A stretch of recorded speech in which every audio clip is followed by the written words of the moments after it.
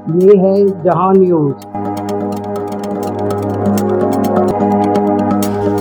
جی بسم اللہ الرحمن الرحیم۔ ہم اس وقت بیٹھے ہیں عثمان شوکت صاحب کے پاس، جو حال ہی میں چیمبر آف کامرس راولپنڈی کے صدر منتخب ہوئے ہیں۔ ہم آج ان سے پہلی بار گفتگو کریں گے اور آپ کو بتائیں گے کہ وہ منتخب ہونے کے بعد ان کے کیا ایمز ہیں، کیا آبجیکٹس ہیں، اور جو انہوں نے بیک گراؤنڈ بتایا کہ وہ 1991 میں منسلک ہوئے اس چیمبر کے ساتھ، اور اس کے بعد انہوں نے کچھ عرصہ والد صاحب کے ساتھ یہاں کی نمائندگی کی، اور اس کے بعد پھر انہوں نے جب اپنا بزنس شروع کیا تو تب سے ان کا یہ سلسلہ جاری ہے، اور آج اس چیمبر کی صدارت کر رہے ہیں۔ تو آئے ہیں آپ سے ان کی ملاقات کراتے ہیں۔ السلام علیکم سر۔ وعلیکم السلام۔ کیسے ہیں آپ؟ ٹھیک ہیں؟ بالکل، تھینک یو۔ تو آپ کچھ بتائیں گے کہ آپ کا یہ سفر کب، جیسے میں نے بتایا، شروع ہوا، اور آپ کیا سمجھتے ہیں کہ مزید آپ کیا کرنا چاہتے ہیں تاکہ اس چیمبر کا نام اور بلند ہو؟ جی بہت شکریہ۔ میں نے اس چیمبر کے ساتھ اپنا ممبرشپ تو جیسے آپ نے بتایا 1991 سے ہماری ہے، لیکن میرا ایکٹیو آغاز اس چیمبر کے ساتھ 2008 سے ہوا، اور 2008 سے میں منسلک ہوا چیمبر کے ساتھ، جس میں میرا زیادہ ورکنگ فارماسیوٹیکل کمیٹی کے حوالے سے رہی۔ چیئرمین فارماسیوٹیکل اسٹینڈنگ کمیٹی رہا میں پچھلے کئی سال، اور اس حوالے سے چونکہ فارماسیوٹیکل سے تعلق ہے اور اس انڈسٹری کو میں ریپرزینٹ کرتا ہوں، تو ہماری بہت زیادہ ایکٹیویٹیز چیمبر میں رہیں۔ ہم نے کئی انٹرنیشنل اور نیشنل ایونٹس کیے، focused on the health care sector, focused on the pharmaceutical sector. اس کے علاوہ پھر میں چیمبر کی ایگزیکٹو کمیٹی میں بھی رہا 2 دفعہ، اور اس کمیٹی میں ہونے کی وجہ سے میرا ایکسپوجر چیمبر کی، راولپنڈی چیمبر کی کئی اور ڈفرینٹ جو ایونٹس تھے ان سے ہوا۔ ایک ہمارا بہت بڑا ایونٹ ہوتا ہے انٹرنیشنل اچیومنٹ ایوارڈز، جو ہر سال پہلے یہ پاکستان میں منعقد کیا جاتا تھا، لیکن اب یہ انٹرنیشنل ہو گیا ہے۔ تو ہم لوگوں نے ان ایونٹس کو دبئی بھی لے کے گئے، ہم نے ان کو سینٹرل ایشیا باکو میں بھی کیا، ملیشیا میں بھی۔ تو میں ان کے 2 ایونٹس کا چیئرمین بھی رہا، جس میں ایک دفعہ ہم Sri Lanka almost 500 people plus کا ڈیلیگیشن لے کے گئے۔ اس سے پہلے میں ٹرکی بھی ہم لے کے گئے، جس میں 700 پلس پیپل تھے، اور پھر ہم تھائی لینڈ بھی گئے، جس میں ہمارے 300-400 پیپل ڈیلیگیشن تھا وہ۔ تو اس کے علاوہ ہم نے کئی 1-to-1 ڈیلیگیشنز جو ہیں چیمبر کے وہ لیڈ کیے تھرو ٹی ڈیپ، جو ٹریڈ ڈیولپمنٹ اتھارٹی ہے۔ ہم لوگ کئی ڈیلیگیشنز میں اکٹھے سینٹرل ایشیا لے کے گئے اپنے یہاں سے انویسٹرز کو فار B2B کانفرنسز، کئی ڈیلیگیٹس، بزنس ڈیلیگیٹس کو مڈل ایسٹ لے کے گئے، امریکہ، یورپ تو ہم لے کے جاتے ہی رہے۔ تو یہ کہہ لیں کہ ایک 16-17 سال کا سفر تھا، جو اب اس سال پھر میں نے ایز پریزیڈنٹ اس کو چیمبر کو ٹیک اپ کیا، اور اب جو ارادے ہیں ظاہر اتنا عرصہ چیمبر کے ساتھ کام کرنے کے بعد جو چیمبر آف کامرس کی کیپیبلٹیز ہیں اس کو آپ سمجھ جاتے ہیں، اور اس کی آؤٹ ریچ، ہم 3rd لارجسٹ چیمبر ہے پاکستان کا، ایک بہت بڑا ادارہ ہے، تو ہماری اسی حساب سے ایک امپورٹنس بھی ہے پالیسی میکنگ میں، امپورٹنس بھی ہے گورنمنٹ کے سیکٹرز میں، خاص کر آج جب کہ گورنمنٹ کی طرف سے ایک بہت بڑا پش ہے کہ ہمیں زر مبادلہ چاہیے، ہمیں اپنی ایکسپورٹس بڑھانی ہے، اپنے ملک میں فارن انویسٹمنٹ لے کے آنی ہے۔ تو اس میں آئی بلیو اب چیمبرز کا بہت بڑا کردار ہے، ہونا بھی چاہیے۔ جی، تو ملک کی اس وقت نیڈ ہے، اور میری خواہش، چونکہ میرا انٹرنیشنل ایکسپوجر بھی ہے، خود میں بزنس کمیونٹی سے بلانگ کرتا ہوں، تو میرا اپنا خواہش بھی یہ ہے کہ ہم اس ٹینیور میں ایک تو بزنس کمیونٹی کو ایک ریوائیو کر سکیں۔ پاکستان میں جو کچھ سالوں سے ایک نا امیدی اور مایوسی پھیلی ہوئی ہے، اس کو تھوڑا سا ایک کہہ لیں کہ ایک پازیٹیو وے میں پیش کیا جائے، کیونکہ دیکھیں ہم نے مایوس ہو کے تو کچھ حاصل نہیں کیا۔ صحیح۔ میں آپ کا سوال، اگر سوری آپ کو انٹرپٹ کروں گا، وہ اس لحاظ سے کہ جیسے آپ نے کہا نا کہ میرا تعلق فارماسیوٹیکل کا جو شعبہ ہے یا اس سے رہا، تو وہاں میری سوچ اس طرف آئی کہ آیا پاکستان میں جو چیمبرز ہیں یا جو کاروباری طبقہ ہے فارماسیوٹیکل، ہم کیا کرتے ہیں کہ ہم تو کسی کمپنی سے لائسنس، غیر ملکی کمپنی سے لے کر یہاں وہ یہی کچھ کرتے ہیں، اپنے طور پہ ہم نے کوئی ایسی دنیا کو کوئی چیز نہیں دی کہ جو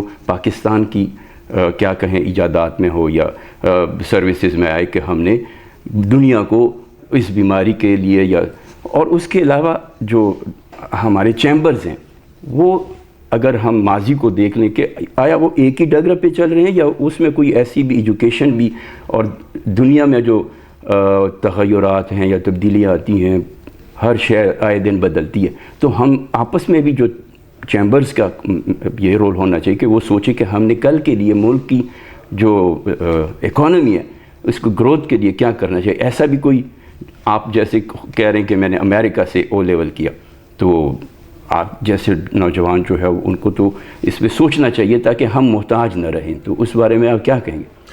پہلے تو میں آپ کا فارما انڈسٹری جو آپ نے بات کی, دیکھیں ہماری فارماسیوٹیکل انڈسٹری اس ریجن کی ایک بہت ایوالوڈ انڈسٹری ہے اور ہم 20 ممالک میں ایکسپورٹ کرتے ہیں, تو ہمارا معیار اور کوالٹی انٹرنیشنل سٹینڈرڈز کے مطابق ہے. جہاں تک آپ نے ایجاد کی بات کی, ایجاد یہاں اس لیے نہیں ہو سکتی کہ گلوبلی فارماسیوٹیکل انڈسٹری کو WHO ریگولیٹ کرتا ہے, ورلڈ ہیلتھ آرگنائزیشن, اور چونکہ وہ انسانی جان کا کہہ لیں ضامن ہے WHO یہ پراپرلی کہ وہ R&D جو ہے اس کو ہر کنٹری کو نہیں الاؤ کرتا. جیسا چائنا جیسا بڑا ملک کو بھی آج الاؤ نہیں ہے, چائنا ہم سے کتنا بڑا ملک ہے, انڈیا ہم سے کتنا بڑا ملک ہے, ان کو بھی الاؤ نہیں ہے کہ وہ اپنی کوئی دریافت کر کے خود ہی سے اپنی دوا کو تشہیر کر دے کہ جناب یہ نئی دوا ہے, اینٹی بائیوٹک ہے. ایک فارماکوپیاز بنے ہوئے گلوبلی جس کو یونائٹڈ اسٹیٹس فارماکوپیا اور برٹش فارماکوپیا کہا جاتا ہے, BP اینڈ USP.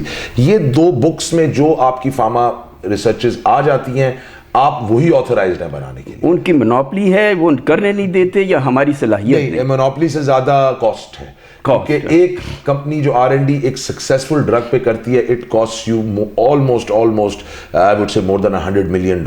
یعنی وہ بھی تب ہوتی ہے جب 10 ریسرچ فیل ہوتی ہے. ہماری ہمت نہیں ہے, ریسورسز ہی نہیں ہے. اچھا اگر ریسورسز ہوں بھی, انڈیا نے کیا, انڈیا کے کئی لوگوں نے اپنی پروڈکٹس بنائی اور دیں, ان کو اپروولز اس لیے نہیں ملتی کہ آپ کی انٹرنیشنل اپروولز کے لیے آپ کو کلینکل ٹرائلز کرانے ہوتے ہیں, ایک بہت لمبا پروسیس ہے, اس کے بعد آپ اس پہ فارماکوپیاز میں کرتے ہیں. تو وہاں پہ آپ کہہ سکتے ہیں چھوٹا منوپلی بھی ہے کہ جو یونائٹڈ اسٹیٹ فارماکوپیا جو برٹش زیادہ تر ادھر ہی سے آ رہی ہیں. اس وقت جتنی ڈرگز بنتی ہیں دنیا میں وہ یا US کی ریسرچ ہے یا یورپ کی ریسرچ ہے. آپ کو آج انڈیا کی ریسرچ بھی نہیں ملے گی, آپ کو چائنا کی ریسرچ بھی نہیں ملے گی, پاکستان کی تو بالکل نہیں ہے. لیکن ہماری انڈسٹری ماشاءاللہ بہت وائبرنٹ ہے اس حوالے سے. چیمبرز کی آپ نے بات کی کہ اب کیسے آگے کیا رول ہے اور ٹریڈیشنلی کیا رول تھا. آئی تھنک ٹریڈیشنلی جو رول تھا وہ بہت ایک پیسو رول تھا, ایکٹیو نہیں تھا. اس میں یہی تھا کہ جی ہم ری ایکٹیو تھے, بزنس کمیونٹی آ جاتی تھی تو چیمبرز ان کے لیے کام کر لیتے تھے, کوئی مسائل آ جاتے تھے FBR سے یا کسی اداروں سے تو اس پہ کام ہوتا تھا. اب رول پرو ایکٹیو ہو بھی گیا اور ہونا کی ضرورت ہے اس وقت, کیونکہ اگر آپ پرو ایکٹیو رول اس وقت نہیں کر رہے تو ملک میں نہ آپ زر مبادلہ لا سکیں گے, نہ آپ ملک کی ایکسپورٹ بڑھا سکیں گے. اور ملک جو آپ کا اس سٹیج پہ ہے, ہمارا تمام ممالک جو میں کہتا ہوں ڈیولپنگ کنٹریز ہوتی ہیں, اس میں چیمبرز کا ایک بہت کلیدی کردار ہے, کیونکہ وہ ایک بزنس کمیونٹی کے نمائندے ہیں اور انجن آپ کا بزنس کمیونٹی. آپ جو بھی کہہ لیں, آپ کا بیوروکریٹ ملک نہیں چلا رہا, آپ کا پولیٹیشین ملک نہیں چلا رہا. آج آپ بزنس کمیونٹی کو نکال دیں, آپ کا ملک کوئی ملک نہیں چل سکتا اگر آپ کی بزنس کمیونٹی اس ملک میں فعال کردار نہ ادا کرتی ہو. ہاں اس کو اب اور مزید فعال کرنے کی ضرورت ہے اور ہمیں ایکسپورٹس کی طرف جو ہے جانے کی. تو میرے ٹینیور میں ہم ایکسپورٹس پہ بہت زیادہ کام فوکس کریں گے کہ ملک میں زر مبادلہ ہے. چونکہ میں خود ایک ایکسپورٹر ہوں, ایک لیڈنگ ایکسپورٹر ہوں, تو میں ڈفرینٹ جو انڈسٹریز کے ساتھ اب میرا لنک ہوگا ان دا چیمبر, تو میں سب میں کوشش کروں گا ایکسپورٹ کا فروغ ہو. اس کے ساتھ ساتھ ہمارا ایک بہت بڑا منصوبہ ہے راولپنڈی رنگ روڈ پروجیکٹ, اس کو میں کمپلیٹ اپنے ٹینیور میں چاہوں گا کہ ہمارا ہو. اس میں ہم CM صاحبہ کے ساتھ بہت کلوز کوآرڈینیشن میں کام کر رہے ہیں اور ادھر ہمارا ایک بہت بڑا ایک اکنامک زون بھی ہم بنانے جا رہے ہیں. کیونکہ میری اپنی چونکہ being an industrialist my self, میں بلیو کرتا ہوں اگر آپ انڈسٹری کے لیے جگہ نہیں بنائیں گے, لوگوں کو فیکٹریز لگانے کے لیے جگہ نہیں دیں گے, تو دیکھیں آپ کی جو کاروباری ایکٹیویٹی ہے, صنعت کاری ہی آپ کی امپلائمنٹ لاتی ہے, آپ کی بے روزگاری کا حل وہی ہے. آپ کی FDI بھی فورن انویسٹمنٹ بھی تب آنی ہے جب آپ کی ڈومیسٹک انڈسٹری کسی لیول پہ پہنچے گی. باہر سے کوئی انویسٹر آ کے آپ کی انڈسٹری میں نہیں انویسٹ کرے گا, تو اس کے لیے بھی انڈسٹریل زونس چاہیے, انڈسٹریل پارک چاہیے. آج ہم اسلام آباد پنڈی میں بیٹھے ہیں, تو یہاں پہ آج آپ ایک فیکٹری لگانے جائیں تو آپ کو تو لینڈ ہی نہیں ملتا, اور آپ کو لینڈ لینے فیصل آباد جانا پڑتا ہے یا ہتار جانا پڑتا ہے. تو یہ اس طرح تو آپ نہیں کام کر سکتے, آپ کو انڈسٹریل زونز بنانے پڑیں گے, جو ایک اور ہمارا گول. اچھا, آپ نے کہا کہ رنگ روڈ ایک ایم ہوگا یا خواب ہے آپ کا, تو اس میں چیمبر کیا کردار ہے اس کا؟ نہیں خواب تو نہیں ہے یہ, تو کہ وہ اس ٹینیور میں مکمل ہو. آپ یہ وہ تو آلریڈی ہو گیا ہے, 70-80% کام اس پہ ہو چکا ہے رنگ روڈ پہ. یہ تو کئی سالوں سے چل رہا تھا, پروجیکٹ ڈیلے ہو گیا تھا ڈیو ٹو ویریس ریزنز. لیکن اس پروجیکٹ کو थ्रू आउट यहाँ तक लाने में रावलपिंडी चेंबर का बहुत बड़ा किरदार है। प्रेशर डाला या वो कन्वेंस किया, नीड थी ना हमारी, बताया कि जी ये ज़रूरत है, इसको करें। पिछले 10 साल से गवर्नमेंट के साथ रावलपिंडी चेंबर ही नेगोशिएट जो पहले पुश करता रहे से। इसकी पहले तो हमने उनको अफादियत बताई कि रिंग रोड चाहिए क्यों शहर को, जब लाहौर में रिंग रोड है, सियालकोट में रिंग रोड है, फैसलाबाद में, हमें क्यों चाहिए। वजह हमारी ये कि हमारा आज शहर में सारी हैवी ट्रैफिक, आप हाईवे पे चले जाएं, जी। आप इवन ये इंटीरियर पिंडी चले जाएं, या इवन आप अगर हमारी इस्लामाबाद एक्सप्रेस वे पे चले जाएं, आप देखते हैं सब्जी मंडी देख लें, शहरों के बीच में और हमारे ट्रक्स और सारी हैवी ट्रांसपोर्ट यहाँ आती है, जिसकी वजह से शहर क्लॉग्ड रहता है। अक्सर आप रात को जाएं तो आपकी ट्रैफिक क्लॉग्ड रहती है। एक बड़े अरसे से हमारी थी कि इनको अगर आपने बाहर करना है तो रिंग रोड वो होती हैं जो शहर के इर्द गिर्द घूमती है, रिंग रोड जहाँ पे सामान आता है, तरसील वहाँ से होती है। और जो ताजिर है राजा बाजार में जो बैठा हुआ है, ये छोटा जो दुकानदार है, वो पर ट्रैक्टर अपना वो ट्रक को यहाँ या कंटेनर को यहाँ नहीं बुलाता, वो पर छोटी गाड़ी पे सामान यहाँ लेता है और उधर गोदाम होते हैं उनके, वहाँ स्टोरेज होती है। फिर उसके साथ साथ आपकी लॉजिस्टिक्स बनती हैं। आज भी पिंडी शहर में हैजर्ड मैं तो कहूँगा है बहुत बड़ा कि पुराने ज़माने की छोटी छोटी फैक्ट्रियाँ, कारखाने घरों में बने हुए हैं, लोगों ने अपने घरों में कॉटेज इंडस्ट्रियाँ बनाई हुई हैं। It's a big risk. आज आप एक इंडस्ट्रियल एक्टिविटी कर रहे हैं और साथ आपका रिहायशी इलाके हैं। मुल्तान में अभी हादसा हुआ, जी हादसे। तो ये चीज़ भी रिंग रोड के साथ हमने छोटी इंडस्ट्री के लिए छोटे प्लॉट्स का गवर्नमेंट को कहा कि आप दें। तो ये 10 साल से हम कर रहे थे। अब ये है कि वो जाके तकरीबन 36 किलोमीटर का ये रोड है और इसका नक्शा भी फाइन अप्रूव्ड है काफ़ी हद तक। इस पर 70% काम भी हो गया। हम हर वीकेंड पे हम जाते हैं टीम के साथ और हम विजिट भी करते हैं, उसको प्रोग्रेस रिपोर्ट भी लेते हैं। तो इंशाल्लाह ये जून 2025 में हमें पूरी उम्मीद है कि रिंग रोड का हम फीता करें। अल्लाह करे ये मुकम्मल हो। अच्छा, दूसरा आपने ये बताया कि ताजिर जो हैं या इंडस्ट्रियलिस्ट जो हैं सरमाया लगाते हैं और मुल्क चलाते हैं, और सियासतदान का अपना रोल है, ठीक है, लेकिन आया आज ऐसा नहीं है कि ताजिर गिला कर रहे हैं कि सियासतदान जो हैं वो ताजरों का गला घोंट रहे हैं या गला वो कर रहे हैं मुख्तलिफ टैक्सेस के उसमें शक्ल में? या जी हाँ, देखें, ये तो एक हमारा अलमिया है कि हमारे मुल्क में डायरेक्ट टैक्सेशन नहीं है, सारा काम इनडायरेक्ट टैक्सेशन पे है। दुनिया में टैक्स सारा डायरेक्ट होता है। हमारे यहाँ पे हमने इनडायरेक्ट टैक्सेशन को बनाया हुआ है, जिसमें हम एक जब ताजिर तबका कहता है ना कि जी आप मुझे कैसे कहते हैं मैं टैक्स नहीं देता, वो अपने बच्चे की स्कूल फीस पे भी टैक्स देता है, वो जो खाना रात को खा रहा है उस पर भी टैक्स देता है, वो सिम जो मोबाइल यूज़ कर रहा है उस पर भी सेल। हमारा सेल टैक्स बहुत ज़्यादा है, हमारी जो इनडायरेक्ट टैक्सेशन है बहुत ज़्यादा है। आप इसे अंदाज़ा लगाएं कि हम पेट्रोल पर जो टैक्स लगाते हैं, मतलब मैं तो कहता हूँ कि गरीब मोटरसाइकिल वाला भी वही टैक्स देता है और एक बड़ी गाड़ी वाला भी वही टैक्स देता है। ये निज़ाम जो है ना वो अदल पे नहीं है, इसको जस्टिफाई करने की ज़रूरत है। उधर ताजिर कम्युनिटी की भी आवाज़ यही है कि यार आप कई सालों से कह रहे हो कि टैक्स नेट वाइडन करो, यही बात हो रही है। IMF भी हमें यही कहता है कि जी टैक्स नेट बढ़ाओ, आपका वो नहीं बढ़ रहा। और हो क्या रहा है कि जो टैक्स नेट में ऑलरेडी मौजूद है, मेरे जैसे लोग या और लोग, हमें फर्दर दबाया जा रहा है, हमारे से मजीद टैक्स लिया जा रहा है और हम ही से अपने टारगेट्स को मीट किया जा रहा है। उससे क्या हो रहा है, जो टैक्स नेट पे मौजूद है वो भी इंसेंटिव हो चुका है। वो कहता है यार नया तो आ नहीं रहा, एक दुकानदार है वो देता है टैक्स, उसके साथ वाला दुकान वाला नहीं देता। जब वो उसके नोटिस देखता है FBR के रोजाना की बुनियाद पे और कहता है यार तुम्हें तो FBR ने आज ये कह दिया, ये वो कहता है यार फिर तुम तो नेट में वो भुगत रहे हो, तो मैं तो नेट से बाहर ही ठीक हूँ। तो ये भी एक बहुत बड़ी वजह है कि गवर्नमेंट को ये देखना पड़ेगा कि अगर आपने टैक्स नेट वाइड करना है तो आप करंट टैक्स पेयर को कोई फैसिलिटी देंगे तो वो आपका नुमाइंदा बनेगा ना जाके कि यार मैं टैक्स पेयर हूँ, मुझे यार गवर्नमेंट ये दे रही है, मैं टैक्स पेयर हूँ, मुझे फायदा है। तब एक नॉन टैक्स पेयर सोचेगा यार मैं भी टैक्स पेयर बन जाऊँ, मुझे भी कोई फायदा मिलता है। एक जमाने में आपको याद है लार्जेस्ट टैक्स पेयर्स को एक कार्ड गवर्नमेंट ने कहा जी होनी चाहिए कि जी आपको एयरपोर्ट्स पे लाइन में नहीं खड़ा होना पड़ेगा, आपको एज ए मिनिस्टर सलूट पड़ेगा। भाई वो कहते हैं जी मिनिस्टर्स को तो सलूट पड़ते हैं, जो 2 अरब टैक्स देता है उसको तो कोई सलूट नहीं देता। वो कहते तो मैं तो इसमें अपना खून पसीना डाल रहा हूं। तो इस तरह की आपको इंसेंटिव देने पड़ेंगे लोगों को, ताकि टैक्स पेयर क्या है यार मेरी रिस्पेक्ट होती है, मैं कहीं जाता हूं, मैं मुल्क में टैक्स ऑनेस्ट, और फिर वो टैक्स कल्चर भी आएगा, तो वो भी हमें प्रमोट करना नहीं। लेकिन उस्मान साहब ये तो मराहत ऐसी है ना कि फर्ज करो आप टैक्स पेयर हैं और मैं नहीं हूं, तो मैं आपको देखकर वो हो जाऊं कि अच्छा मैं भी देता हूं। तो आया इस तरह लोग राग़िब होंगे कि देखें जी इनको सलूट किया गया, तो अब अगर मैं ये तो कोई ये तो मैं सिंबॉलिक बात कर रहा हूं, लेकिन यानी ये कोई ऐसी बात नहीं है कि जैसे ये इंसेंटिव्स दें ना। फॉर एग्जांपल मैं अगर टैक्स पेयर हूं, फॉर एग्जांपल सबसे पहले जिस तरह लास्ट इंसेंटिव्स ये आए थे कि जी अगर टैक्स पेयर एक अपनी फैक्ट्री नहीं लगाना चाहता है तो उसको वापडा में प्रेफरेंस मिलेगी, उसको NOCs जहां से गवर्नमेंट के अगर महकमों से रिक्वायर्ड है तो उसको लाइन में आगे किया जाएगा। उसकी कहीं कोई अगर इशू होता है, जैसे हमारा ताल्लुक ड्रैप से है, منسٹری آف ہیلتھ سے ہمارا تعلق بہت زیادہ رہتا ہے, ہماری فائلز وہاں جاتی ہیں ہمارے. تو اگر ایک ایکسپورٹر ہے, جس طرح ہم جب ایکسپورٹر ہوتے ہیں ہمیں وہاں پریفرینشیل ٹریٹمنٹ دیا جاتا ہے کہ جی یہ ملک میں زر مبادلہ لاتا ہے, اس کا کام پہلے کرو, جو نہیں لا رہا تو میں اور ایکسپورٹ کرتا ہوں. اسی طرح جو ٹیکس پے کر رہا ہے آپ اس کو, اب آج منسٹری آف ہیلتھ ڈراپ میں رول ہے کہ اگر آپ ایکسپورٹر ہیں اور آپ اپروو کر دیتے ہیں تو آپ لائن میں آگے جاتے ہیں. اچھا, کیونکہ وہ کہتے ہیں یار یہ ملک میں زر مبادلہ لا رہا ہے, اس کو فیسیلیٹیٹ کر دو, دوسروں کو بھی کریں گے لیکن اس کو پریفرنس دے دو. تو اس طرح کے بزنس پروسیسز میں آسانی دیجیے. صحیح. تو کیا میں کہنا چاہ رہا تھا کہ یہ موجودہ جو نظام ہے, اب موجودہ وزیر خزانہ ہیں جو چلا رہے, جو ٹیکسز وغیرہ نافذ ہوئے ہیں, اور اس سے آپ مطمئن ہیں یا نہیں؟ تو بالکل مطمئن نہیں ہے جی. دیکھیں ہم تو یہ کہتے ہیں کہ جو انفارچونیٹلی جو بجٹ بنتا ہے ہر سال وہ چیمبرز کی مشاورت کے ساتھ بنتا ہے, اور ہمیشہ چیمبر سے انپٹس لی جاتی ہے بیفور فائنانس بل کو فائنل کرنے سے پہلے. سارے تاجروں کی نمائندہ ہے, ڈفرینٹ چیمبرز ڈفرینٹ ٹریڈز کو ریپرزینٹ کرتے ہیں, تو ہر ٹریڈ آ کے اپنی بات کرتا ہے. انفارچونیٹلی اس دفعہ کوئی کنسلٹیٹیو پروسیس نہیں لیا گیا اس بجٹ میں کسی بھی چیمبرز کے ساتھ, بیکاز آف IMF. دیکھیے آئی ایم ایف کا تو یہ پہلا پروگرام نہیں ہے, ہم پہلے بھی تھے آئی ایم ایف کے پروگرام میں اس وقت, لیکن آئی بلیو, دیکھیے آئی ایم ایف یہ بھی ہمیں غلط پرسیپشن دیتے ہیں کہ جی آئی ایم ایف ہمیں ہر چیز سے منع کر رہا ہے, بلکہ میں تو کہتا ہوں گورنمنٹ نے اپنی بھی جو وہ ہے نا جو کوتاہیاں ہیں وہ آئی ایم ایف پہ ڈال دیتے ہیں. ہمیں آئی ایم ایف نے, ہمیں تو بہانا چاہیے, ان کو بہانا اس وقت ملا ہوا ہے کہ جی ہمیں, حالانکہ آئی ایم ایف دیکھیں آپ کو موٹی موٹی آئی ایم ایف گول دیتا ہے. آئی ایم ایف یہ نہیں کہتا کہ یار فارما پہ ٹیکس لگا دو, سیمنٹ پہ لگا دو. فارما کہتا ہے, وہ کہتا ہے ٹیکس نیٹ بڑھاؤ بھائی. اب ان کو اس سے غرضی کہاں سے بڑھانے, تو آپ کو پتا ہے کہاں سے بڑھنا.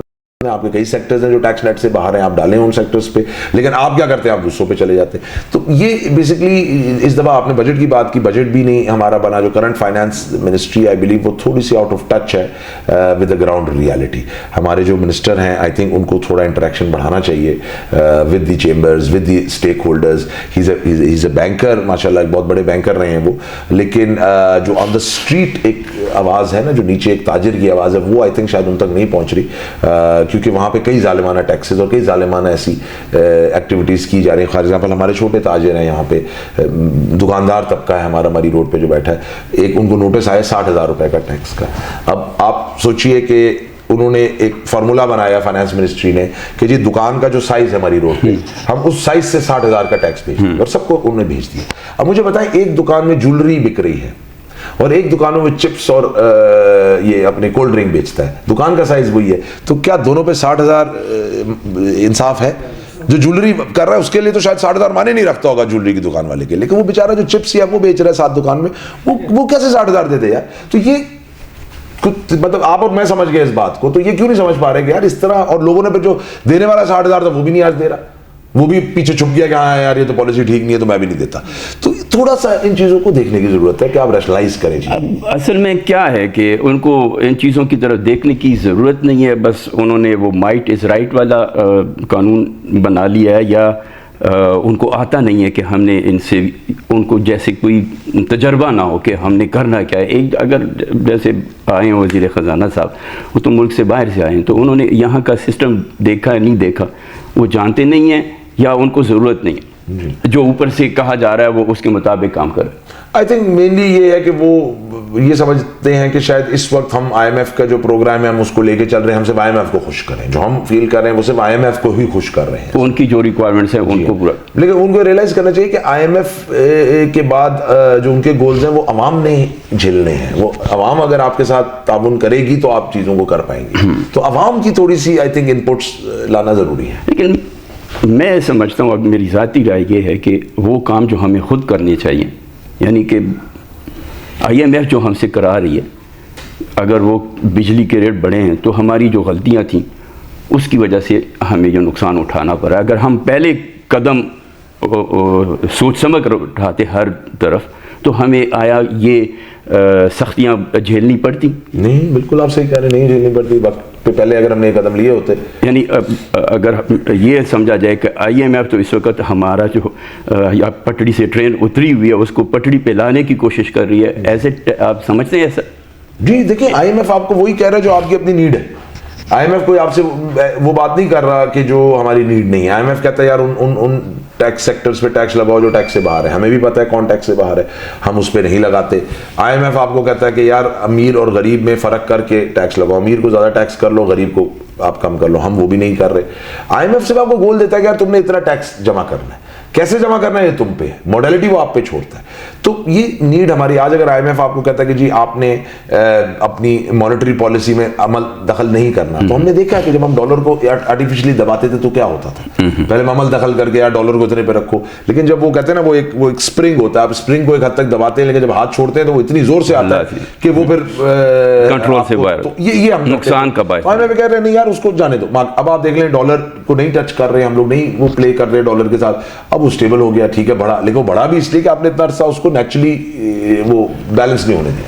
अच्छा, अगर हम शहर की सूरत हाल को देख लें, हम देखते हैं कि कहीं रेडी लगी हुई है, कहीं चिंची है, कहीं साइकिल है, कहीं क्या है, मतलब ये कि उससे हम ये अंदाज़ा लगा सकते हैं कि इनको किसी ने रूल्स एंड रेगुलेशन या इनकी तरबियत नहीं हुई कि वो तरतीब से या सलीके से जो चीज़ जहाँ की वो है वो उसके मुताबिक हो।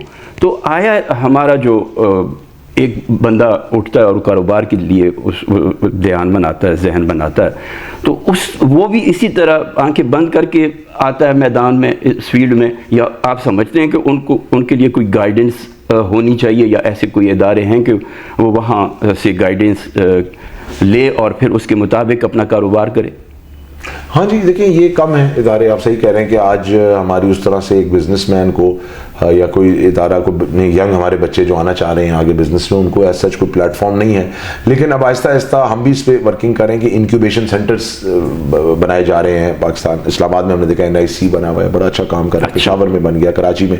ये बेसिकली इंक्यूबेशन सेंटर्स हैं जहाँ यंग जो बच्चे हैं, देखिए आज अब IT का दौर है, अब टेक्नोलॉजी का दौर आ गया है, अब ज़्यादातर जो आपकी यंग जनरेशन है वो टेक्नोलॉजी से बहुत पोटेंशियल भी रखती है और कमा के ला सकती है आपके लिए। तो अब कोवर्किंग स्पेस का कॉन्सेप्ट आ रहा है, इंक्यूबेशन सेंटर्स का कॉन्सेप्ट आ रहा है, जहाँ वो यंग बच्चे बेचारे जिनके पास इतने वसाइल नहीं है कि वो जाके दफ्तर ले सकें, कोई अमला ले सकें और वहाँ पे बैठ के काम कारोबार कर सकें, तो उनको ये सेंटर्स जगह प्रोवाइड कर रहे हैं। हम भी अब एक ऊपर इंक्यूबेशन सेंटर विमेन के लिए एक अलग बना रहे हैं और जनरल पब्लिक के लिए एक अलग बना रहे हैं, जिसमें हम खुद सब्सिडाइज करके इन यंग बच्चों को एक दफ्तर देंगे कि चलें आप घर से काम करने की बजाय एक दफ्तर में आ जाएं, हम उसके पैसे देंगे, हम आपको उधर इंटरनेट लगा के देंगे, हम कंप्यूटर लगा के देंगे, आपको PN रखने की जरूरत नहीं है, ताकि आप वहां पे अपने क्लाइंट को बुला सकें, रिस्पेक्टेबल वे में आप मीटिंग कर सकें। इवन ऑनलाइन अगर आपने करनी है मीटिंग तो एक रिस्पेक्टेबल बोर्ड रूम में आपकी मीटिंग हो, रात दिन आप अपने घर के से बैठ के काम कर रहे हो, तो अगलों पे भी इंप्रेशन अच्छा जाता है। तो इस तरह के इंक्यूबेशन सेंटर्स पे वर्किंग हो रही है। तो आई थिंक ये भी प्राइवेट सेक्टर ही कर रहा है, गवर्नमेंट का इसमें कोई बहुत ज़्यादा हमें रोल नहीं नज़र आ रहा। हमने ही करना है, आपने ही करना है। हमारी जो ज़रूरतें हैं या जो बिगाड़ है माशरे में, उनको अगर सीधा कर सकते हैं तो हम मिलकर ही कर सकते हैं। इस वक्त हमारे यहाँ जो कूड़ा करकट या इस तरह पोल्यूशन की जो बनते हैं मसाइल, वो हमारी गफलत से बनते हैं। तो do you think the city need any recycling plant cities में? जी, अभी ये जो रावलपिंडी वेस्ट मैनेजमेंट कंपनी है, हमारे जो चेंबर के लास्ट सदर थे वो उसके भी प्रेसिडेंट थे, तो उस पर उन्होंने बहुत काम किया। तो अब यहाँ पे इंसिनरेटर्स की ज़रूरत है जिसमें कूड़ा जलाया जाए। अभी भी कूड़े की डिस्पोजल तो हो रही है, कूड़ा कलेक्शन स्टार्ट हो गई है, लेकिन आई बिलीव उसकी डिस्पोजल पे बहुत काम अभी हो सकता है। अच्छा। लेकिन उस पर काम इसलिए भी अब होना शुरू हो गया क्योंकि आपको ये भी पता है कि कई जगहों पर दुनिया में अब कूड़े से फ्यूल बनाया जा रहा है, बायोडिग्रेडेबल फ्यूल बन रहे हैं। तो अब गवर्नमेंट को ये भी नजर आ रहा है कि ये कूड़ा एक्चुअली हमारे लिए कोई माने भी रख सकता है।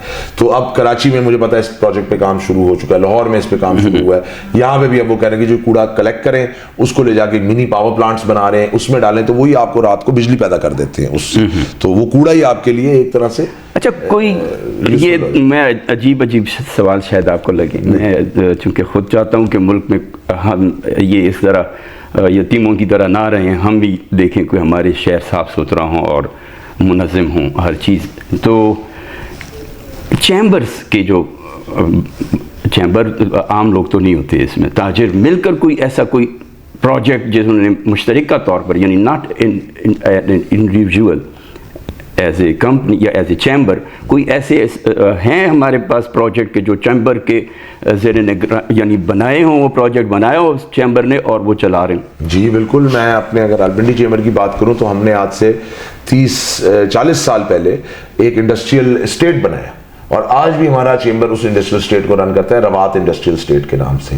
یہ آپ کو وہ تو ایک اسٹیٹ زمین ہو گئی ہائر کر دی, اس پہ لوگوں نے اپنے اپنے ادارے بنائے. آج بھی اس کا گرڈ اسٹیشن, اس کی پوری مینٹیننس, اس کی پوری وہاں پہ جو ایون آج ادھر امینٹیز ہیں وہ سب ہم راولپنڈی چیمبر کرتا ہے. اس کا ایک مینجمنٹ بورڈ ہے جو اس پہ بیٹھتا ہے. ظاہر ایوالونگ نیڈ ہے نا, پہلے وہاں پہ 200 فیکٹری تھی, آج 600 فیکٹری ہے. آپ کو ادھر جو چاہیے, تو یہ ایک باقاعدہ پروجیکٹ راولپنڈی چیمبر لے کے چل رہا ہے اور ادھر انڈسٹریل زون بنایا ہوا ہے. ایک مثال دے رہا ہوں, سیالکوٹ چیمبر کی آپ مثال لیجئے, انہوں نے اپنا ایئرپورٹ بنایا, انہوں نے اپنی ایئر لائن بنائی. بالکل. تو چیمبرز اب یہ کر رہے ہیں کام.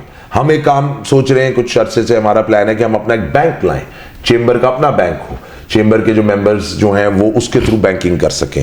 ہمارے کئی ٹریڈرز کو LCs نہیں کھلتی بینک, تو آپ ایک بینک بھی بنا سکتے ہیں. بینک کی کوئی اتنی بڑی ریکوائرمنٹ نہیں ہے, آپ اپنے چیمبر کے نام کا بینک بنا سکتے ہیں. تو اس کے اوپر کام ہو رہا ہے. تو یہ اس طرح کے پروجیکٹس لے کے چلنے پہ ورکنگ ہو رہی ہے. آج ماشاءاللہ کیا کہتے وہ 90,000 کی ہم نے حد عبور کر دی اسٹاک ایکسچینج نے. تو آپ کیا کہتے ہیں کہ یہ کتنا خوشائند ہے, اور آیا اس سے بالکل آپ نے بالکل صحیح کہا.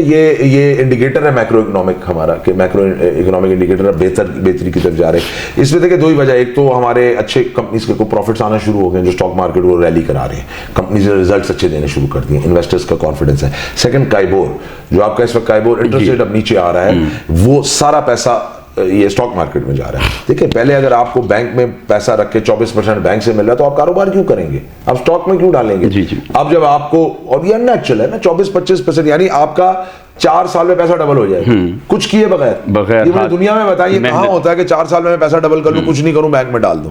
یہ ایک ان نیچرل فینومینا تھا نا. ہم نے چلے انفلیشن کو مد نظر رکھتے ہوئے میکرو اکنامک کیا, لیکن یہ سنگل ڈیجٹ میں آ جائے گا بہت جلدی. اب جو سنگل ڈیجٹ میں آئے گا تو آپ کے جو لوگ پیسہ بینکوں میں رکھ کے بیٹھے ہوئے, مینس کہ 10 سے نیچے آ جائے گا. جی 10 سے نیچے آئے گا. تو جو بینکوں میں لوگوں نے سب پیسہ رکھا ہے وہ اب نکلے گا اسٹاک مارکیٹ. نومبر کی بات ہو رہی ہے کہ میرے خیال میں دسمبر تک یا سال کے اسی سال کے شروع تک یہ سنگل ڈیجٹ میں آئے گا, بہت جلدی آئے گا. صحیح. اور تب آپ کو یہ پیسہ جو بینکوں میں سے پڑا, لوگ انٹرسٹ ریٹ کر رہے ہیں, وہ نکلے گا. اور وہ کہاں جائے گا, صنعت لگے گی, اسی کے اسٹاک مارکیٹ ریلی ہوگی, اور گفتگو لمبی ہو جائے گی. یہ باتیں میرے خیال میں ختم نہیں ہوں گی, لیکن ایک آخری سوال یا اسے ہو سکتا ہے اگلا کوئی سوال بن جائے کہ یہ کل پرسوں جو پراپرٹی کی قیمتیں ہیں, انہوں نے گورنمنٹ جو ہوتی ہیں گورنمنٹ ویلیویٹ جو کرتی وہ بڑھا دی, 70 سے 90% پہ لے گئے. تو اس سے کیا فرق پڑے گا؟ پراپرٹی کا بزنس پہلے ہی بڑا وہ تو میرے خیال میں نیگیٹو ہی امپیکٹ ہوگا اس کا بھی. جو آپ کی ویلیوز ہیں ان کو بہت زیادہ بڑھایا جا رہا ہے. انفیکٹ کئی جگہوں پہ جو ڈی سی ویلیوز ہیں وہ مارکیٹ ویلیو سے بڑھا دی گئی ہیں.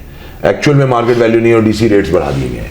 تو اگین یہ وہی طریقہ ہے. دیکھیں یہ کیوں کیا جا رہا ہے, ٹیکس بڑھانے کے لیے. سمپل, یعنی یار کروڑ کا پلاٹ ہے, اس کو ہم اپنے پاس 5 شو کریں گے تو ہم 5 پہ ٹیکس لگا دیں گے.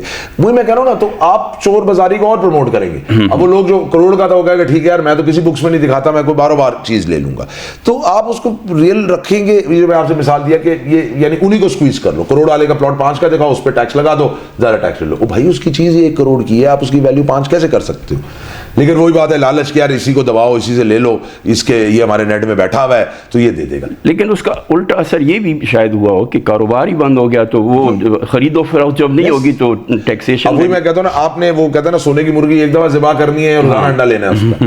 تو انویسٹرز کو آپ اگر سونے کی مرغی انڈے دینے والی سمجھے تو وہ آپ کو دیتے رہیں گے. اگر آپ ان کا گلا گھونٹنا شروع کر دیں گے کہ یار ایک ہی دفعہ میں ان کو ذبح کر لوں, تو پھر وہ بھاگ کے آپ کو یہاں سے باہر ہی ملیں گے. جو ہم کئی سالوں سے دیکھ رہے ہیں کہ لوگ صنعتیں باہر لے جا رہے ہیں. یا افریدی صاحب کو مبارکباد دینا چاہیں گے. جی ماشاءاللہ, ان کا بڑا اچھا خوشائند خبر ملی. اور کیا ان کو سجیشن دیں گے کہ وہ کیسے, جی آپ کی کیا ان سے توقعات کیا؟ میرے تو as a business community in سے ایک ہی ہوگی کہ جو ہم اپنے اسٹیک ہولڈرز, اپنے پولیٹیشینز سب کو کہتے تھے کہ بزنس کمیونٹی ہمیشہ اے پولیٹیکل ہوتی ہے, chamber of commerce a political ہوتا ہے. ہمیں اس سے غرض نہیں ہوتی کہ اوپر کون آیا, گورنمنٹ کس کی ہے. ہم صرف تسلسل چاہتے ہیں پالیسیز کا. ہم مانگتے ہیں کہ یار ہماری جو پالیسیز ہیں بزنسز کی وہ یکساں رہیں, وہ گورنمنٹ جو بھی آئے وہ چینج نہ ہو. اور اس پہ ہم آئی تھنک ابھی ہائی ٹائم ہے کہ ہم آپس میں اپنے پولیٹیکل ڈفرینسز کو بے شک رکھیں, وہ نہیں ختم ہوتے. پالیٹکس امریکہ میں بھی ہوتی ہے, ہر جگہ ہوتی ہے, لیکن لوگوں نے یہ ریلائز کر لیا کہ یار اپنی اکنامک ایکٹیویٹی کو اس سے نہ لنک کرو. کیونکہ اگر تمہارا صنعت کار اس چیز کو دیکھتا رہے گا یار کل حکومت کیا آئے گی تو میرا SRO کیا نکلے گا, تو پالیسی, تو انویسٹمنٹ 10 سال کی ہوتی ہے, ہورائزن لمبا ہوتا ہے انویسٹمنٹ میں. تو چیف جسٹس صاحب سے میری یہی ریکویسٹ ہوگی کہ وہ اپنے گڈ آفیسرس کو استعمال کر کے کسی طرح ایک کوئی چارٹر آف اکانومی کروا دیں سب کا. جی تو میاں صاحب آپ کو اچھے لگتے ہیں؟ کون سے میاں صاحب؟ Prime minister. ہاں جی, میاں بڑے میاں صاحب بھی ہیں, چھوٹے میاں صاحب بھی ہیں. Prime minister. جی ہاں جی ہاں جی جی ماشاء اللہ وہ بڑا اچھا کام کر رہے ہیں. He is trying his best in the circumstances to do what he can. ان کی جو کڑوی گولی تھی وہ ان کو کیا ریزلٹ ملا؟ ملیریا ختم, یعنی کڑوی گولی ملیریا والی ہوتی ہے نا, تو انہوں نے وہ جو کڑوی گولی کھائی تھی, آیا وہ ان کی صحت کی بہتری کے لیے یا بحالی کے لیے مفید ثابت ہوئی؟ دیکھیں یہ تو ہمیں وقت بتائے گا آگے کیا ہوگا, لیکن ابھی تو آئی تھنک سیاسی طور پہ ان کو ڈیمیج ہوا ہے. ظاہر ہے انپاپولر ڈیسیجنس تھے جو گورنمنٹ کو لینے پڑے, لیکن ملک کے لیے یہ بہرحال ضروری تھے ڈیسیجنس. صحیح. اب اگر آپ IMF نہ کرتے اس وقت تو آپ کے پاس آپشن کوئی نہیں تھی, آپ کو IMF کرنا تھا. آپ کا رول اوور چائنا نے, سعودی نے بھی, جو آپ کے دوست ہیں نو ڈاؤٹ, لیکن انہوں نے بھی IMF کی شرط پہ آپ کا رول اوور رکھا. تو یہ چیزیں ان کو کڑوی آپ جو بات کریں لینی پڑی, لیکن آئی تھنک انہوں نے ملک کے انٹرسٹ میں لیا, یعنی بہترین کام کیا. جی ملک کے لیے اس وقت یہی جو کوئی نہ کر سکا انہوں نے کر لیا. جی IMF پہ مجبوری تھی اور وہ لینی پڑی تھی, بیماری ایسی. جی بالکل. چلیں اچھا ہے کہ وہ بیماری ختم ہو جائے. لاسٹ سوال آپ کی اجازت سے, کیونکہ اس وقت عالم اسلام کا جو مین مسئلہ ہے وہ فلسطین ہے, تو اس بارے میں آپ کچھ کہنا چاہیں گے کہ فلسطینیوں کے ساتھ ہماری اس وقت یکجہتی یا ہمیں ان کی جو ہماری ضرورت ہے, ہم فلسطین کی بھی ہم نے واک بھی کی اور کچھ دن پہلے ہم نے فلسطین کا ڈے بھی منایا ادھر. دیکھیے اس وقت تو پوری امت مسلمہ میں اس سے بڑا ایشو نہیں ہے, لیکن میرے خیال میں اس میں سب سے بڑا جو اس وقت خلل آ رہا ہے وہ میرے خیال میں ہماری اپنے ہی جو کچھ ممالک ہیں ان کا رول پرویکٹیو ہونے کی خاموشی ہے. پاکستان تو ٹھیک ہے بول رہا ہے, ہم اپنی آواز اٹھاتے ہیں گورنمنٹ لیول پہ, لیکن جو ریجن کے خطے کے ملک ہیں آئی تھنک وہ اس طرح سے سپورٹس نہیں دے رہے. اور ایک اور جو وجہ آئی تھنک اس وقت اسرائیل جس چیز کو تھوڑا ایکسپلائٹ بھی کر رہا ہے وہ امریکی الیکشن ہے, کیونکہ امریکہ میں اس وقت الیکشن ہو رہے ہیں. ان کو بھی پتا ہے کہ یار اس وقت امریکہ کوئی میجر پالیسی چینج نہیں لائے گا جب تک الیکشن نہیں ہوتے, تو اس ٹائم کو انجوائے کر رہا ہے کہ اس ٹائم میں جو کر سکتا ہوں کر لوں, کیونکہ دیکھیں سب سے بڑا تو پریشر وہیں سے آئے گا, تب وہ رکے گا اور وہ آ جائے گا, وہ 2 ماہ میں آ جائے گا, کیونکہ امریکہ میں بھی بہت مخالفت ہے اس کے خلاف. سڑکوں پہ آپ دیکھیں آئے دن وہاں پہ بھی احتجاج ہے, لیکن وہ چونکہ الیکشن میں ہے گیا ہوا ملک, تو وہ اس وقت کوئی میجر پالیسی شفٹ نہیں لا سکے گا, وہ ویٹ کرے گا اگلے اس کے. اور یہی ٹائمنگ اسرائیل نے کی ہے یہ اپنا اوفینسو کو بڑھانے کی, کیونکہ اس کو پتا وہاں سے پریشر اس وقت نہیں آئے گا. لیکن جیسی نئی رجیم آئے گی, کیونکہ وہاں پہ بھی دیکھیں دنیا کو پتا ہے اس وقت یہ ظلم ہو رہا ہے. اللہ کرے وہ وقت آئے اور یہ جو ظلم اور بربریت کا سلسلہ جاری ہے جو ختم نہ ہونے کا, یعنی ایک ایسا سلسلہ نظر آ رہا ہے کہ جو ختم ہی نہیں ہو رہا. ہماری دعا ہے کہ وہ جلد ختم ہو اور یہ ظلم ختم ہو جائے. اسی کے ساتھ ہم عثمان شوکت صاحب سے, جنہوں نے ہم آئے تو قلیل وقت کے لیے تھے, لیکن ان سے گفتگو بہت اچھی ہوئی, انہوں نے جواب اچھے دیے, ہمارے سوال تو ایسے نہیں تھے. تو بہت شکریہ, انشاءاللہ آپ سے پھر ملاقات ہوگی. ہم توقع کرتے ہیں کہ آپ کا یہ چیمبر اور ہمارا یہ ملک ترقی کرے گا.